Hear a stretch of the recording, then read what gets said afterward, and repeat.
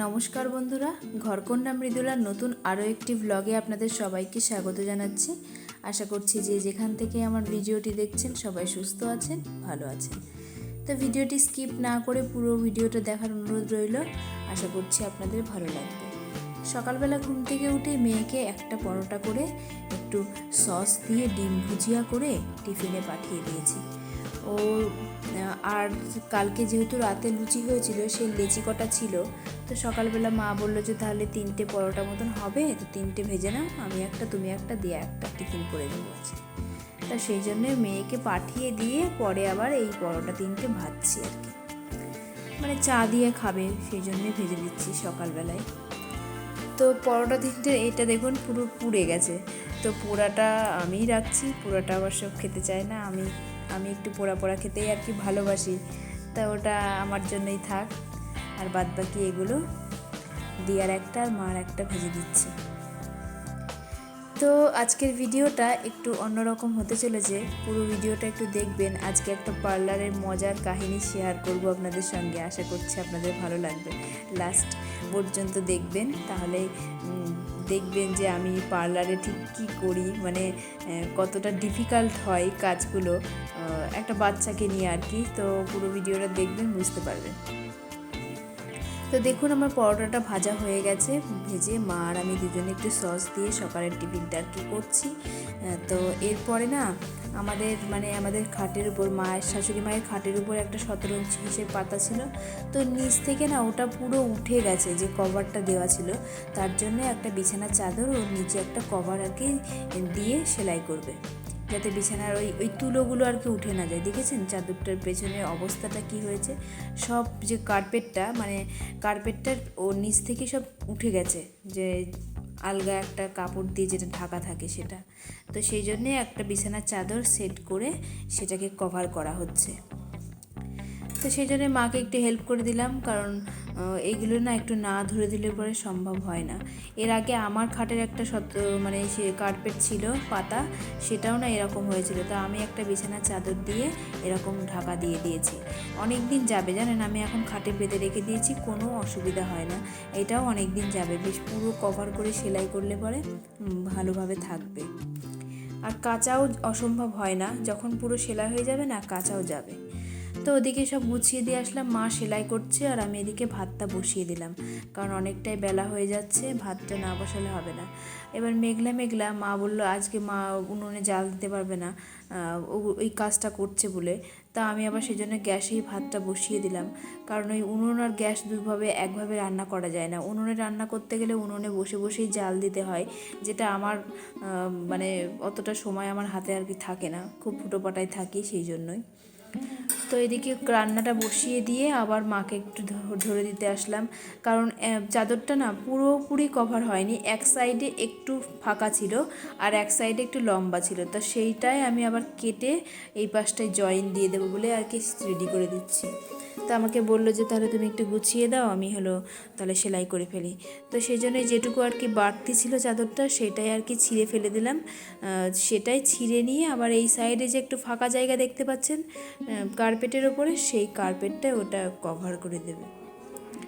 তো চাদরটা দেওয়াতে মোটামুটি একদম মাপেই হয়ে গেছে, কোনো অসুবিধাই হয়নি। এই দেখুন, ওটা দিয়ে সেলাই করে দিলে পরে পুরো কার্পেটটা কভার হয়ে গেছে, বেশ ভালোই হলো জানেন।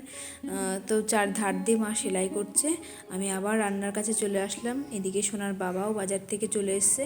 আজকে বাজারে কিছুই ছিল না, তো একবারে আলু নিয়ে এসেছে, আর এই যে দেখি কী মাছ নিয়ে এসেছে। এই দেখুন, বলুন তো এটা কী মাছ? হ্যাঁ, এটা পাবদা মাছ, তবে একটু ছোট ছোট সাইজের পাবদাগুলো। তো পাবদা মাছের কি করব এখনও ঠিক নেই, তা বাবার জন্য তো নিরামিষ করতে হবে। আজকে আমার যা হুটোপাটা হবে তার বলার মতো না।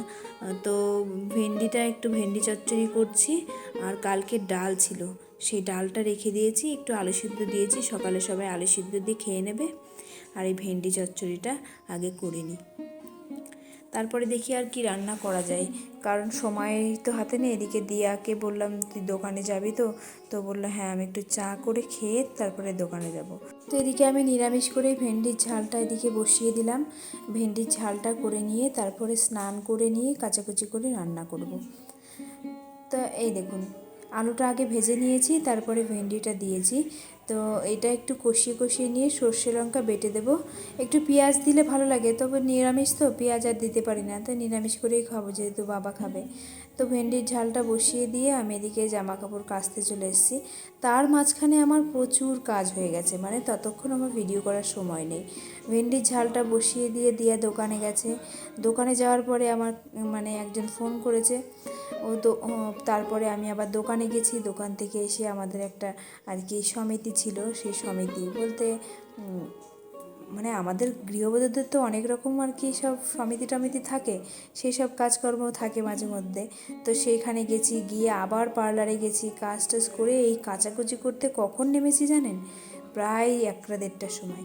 আর এই যে পাবদা মাছটা ঝাল করছি আমি 2টো নাগাদ, মানে সেই সকাল 10টায় ওই যে ভেন্ডি চচ্চড়ি করেছি, তার মাঝখানে অনেক কাজ করে এসে জামা কাপড় কেচে স্নান করে পাবদা মাছের ঝালটা আর কি করলাম এই যে। তো 2টো বেজে গেছে, মানে তাহলে অনেকটা সময়। এদিকে বাবার জন্য আর কিছুই আমি করতে পারিনি, কারণ ওই ভেন্ডির ঝাল, ফ্রিজে একটু ডাল ছিল আর দই পাতা ছিল, টক দই, দই খেতে ভালোবাসে, তো ওই দিয়ে বাবা খেয়ে নিয়েছে। আর এদিকে ভেন্ডির ঝালটা করার পরে মা বললে একটু গরম গরম উচ্ছে ভাজো। একটু গরম গরম উচ্ছে ভাজা দিয়ে না খেতে বেশ ভালোই লাগে গরম ভাত। তো সেই জন্যে আমি আবার মা একটু উচ্ছে আলু কুচিয়ে দিয়ে গেল, আমি আবার একটু ভেজে নিচ্ছি। তো উচ্ছে আলু ভাজা না আমারও ভীষণ ভালো লাগে, মানে উচ্ছে আলু ভাজা দিয়ে গরম গরম ভাত না সত্যি, মানে যারা আর কি উচ্ছে খেতে ভালোবাসে তারা সত্যি মানে তাদের ক্ষেত্রে খুবই ভালো আর কি। আমার তো ভীষণ পার্সোনালি ভীষণই ভালো লাগে। তো উচ্ছে ভাজাটা করে নিয়ে তারপরে সব খাওয়া দাওয়া করে নেব। তো এই দেখুন চলে এসেছি খাওয়া দাওয়ার কাছে, আমরা সবাই বসে গেছি আর সোনার বাবার ভাতটা বেড়ে রেখেছি, আমিও খেতে বসে গেছি।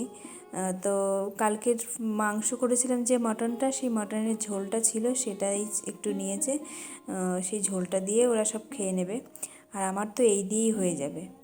তো রান্নাবান্না করে নিয়ে খাওয়া দাওয়া করে নিয়ে এবার রান্নাঘরটা পরিষ্কার করে নিচ্ছি। আর আমার ভিডিওটি যদি আপনাদের ভালো লেগে থাকে তাহলে যে যেখান থেকে দেখছেন একটু লাইক কমেন্ট করে একটু পাশে থাকবেন, আর নতুন যারা আছেন তারা কিন্তু সাবস্ক্রাইব করে পাশে থাকতে ভুলবেন না। আমার একটু পাশে থাকবেন, আমি কিন্তু প্রত্যেকের পাশে আছি, প্রত্যেকের পাশে আছি থাকবো, সেটা কিন্তু একদম বিশ্বাস করে মানে বিশ্বাসযোগ্য আর কি। আমি কিন্তু প্রত্যেকের ভিডিও ফুল ওয়াচ করি, মানে পুরোপুরি ভিডিওটা কমপ্লিট করি।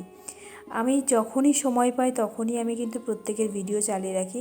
যেহেতু আমার ওয়াইফাই আছে, আমার কিন্তু নেট খাওয়ার কোনো সমস্যা নেই যে আমি নেটের কারণে মানুষ সবার ভিডিও দেখতে পারবো না, তেমন কোনো কিন্তু সমস্যা আমার নেই। আমি যতটা সম্ভব হয়তো নিজে দাঁড়িয়ে হয়তো সময় নিয়ে নিজে দেখতে পারি না, কিন্তু আমি চালিয়ে ঠিক ওয়াচ টাইমটা তার পূর্ণ করে দিই। আমাদের তো প্রয়োজন, আমার যেমন প্রয়োজন অন্যরও তো ঠিক একই রকম প্রয়োজন, তো সেটা কিন্তু আমি কমপ্লিট করি। তো এইভাবে সব রান্নাঘর পরিষ্কার করে চলে এসেছি আমি পার্লারে। তো পার্লারে দেখি, বলেছিলাম না একটা কাণ্ড দেখাবো, এই দেখুন বাচ্চা মেয়েটা এত আনন্দ করে কান ফোটাতে এসেছে, কান ফোটাতে এসে একটা কান কোনো রকমে আর কি ফুটিয়েছে, ওই যে কান্না ধরেছে মিনিমাম 1 ঘন্টা ধরে সে কেঁদেই গেছে, আর ওই কানে সমানে এক হাত দিয়ে চেপে রেখে দিয়েছে, ওই কান আর ফোটাতে দেবে না। আমি তো সেই কোলে করে নিয়ে ঘুরিয়ে ঘুরিয়ে কোনোভাবে থামাতে পারছি না, জোর জবরদস্তি ওকে বসিয়ে দিয়ে প্রায় ঘন্টাখানিক ধরে এরকম চলেছে। ওই দেখুন হাতটা চেপে রেখে কোনো ভয় ফোটা দেবে না, সবাই মিলে হাত পা চেপে ধরে নিয়ে ওই আর একটা কান ফোটানো হয়েছে। কি অবস্থা, বাচ্চা মানুষ শখ করে কান ফোটাতে এসে একটা কান ফুটিয়ে আর একটা কান ফোটাবে না। তো হয়ে গেছে কান ফোটানো। তো আজকের ভিডিওটা আমি এখানেই শেষ করব, আর একটি নতুন ভিডিও নিয়ে আপনাদের সামনে আসব পরের দিন। ততক্ষণ সবাই সুস্থ থাকবেন, ভালো থাকবেন, আবার দেখা হবে।